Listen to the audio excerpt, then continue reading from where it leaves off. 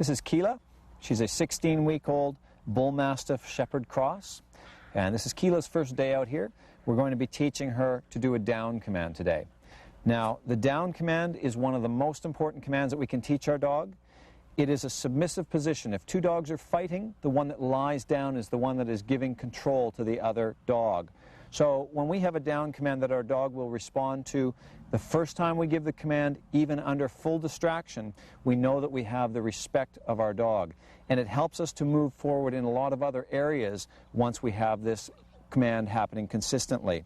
So we'll first introduce the command to her by showing her what it is. We'll give a visual and a verbal signal, and then we'll just simply pull the dog down into the position. We'll repeat that a number of times until we know the dog has understood what we want. Then what we do is start making corrections on the dog using the line and the choke chain. We'll do a slight snap with the dog towards the ground and increase the firmness of that as we go until the dog makes the decision that it needs to respond when it hears the command. Okay, Keela, you want to give this a go? Hey? Okay. Come on, girl. That a girl. That's a good girl. Good girl. Come on. Down. Good girl. Now, it's also important that the dog does not get up from this position until we allow it to. Do not reinforce this kind of behavior from the dog by petting its belly. We'll wait until the dog rolls over. Okay, come on, Keela. Good girl. Not a girl. That's a good girl. Yeah, come on, let's go. Up here. Down. Good girl. Now, this command can take anywhere from 30 seconds to a few days, depending on the dog. And when I say a few days, I mean working in 45-minute segments with the dog. Okay, come on. Let's go. Come on, girl. That's a good girl. Down. Good girl. Now, she's starting to go down a little easier there for me. She's starting to understand what I want, so I continue to do the same thing. Down.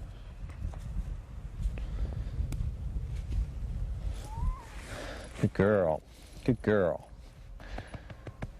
Now, if she were to rise up before I let her up, then I would make my correction towards the ground again, but I do not repeat that command. Okay, good girl. Come on. It's a good girl. Let's go.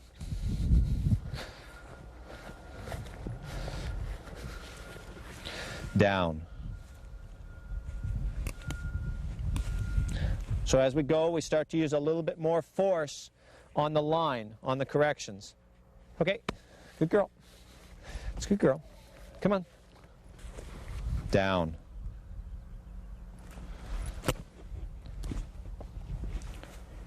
So as we start to increase the correction, what we may find from the dog is that we get some resistance in the form of aggression. Okay, come on. Because it is a submissive position, and they may not be willing to give up their position of dominance over us that they have established. Down. So we start using two hands to make our correction. Okay, come on. Let's go. Down. Take them back to where they were, where they should have done the command. Continue to make your correction until you get the result that you're looking for. Okay, come on, Keela. Out here. Down. Good girl. Good girl. Good girl. There's a whole list of things the dog will do to try and avoid having to respond to us, but again, because it is a submissive command.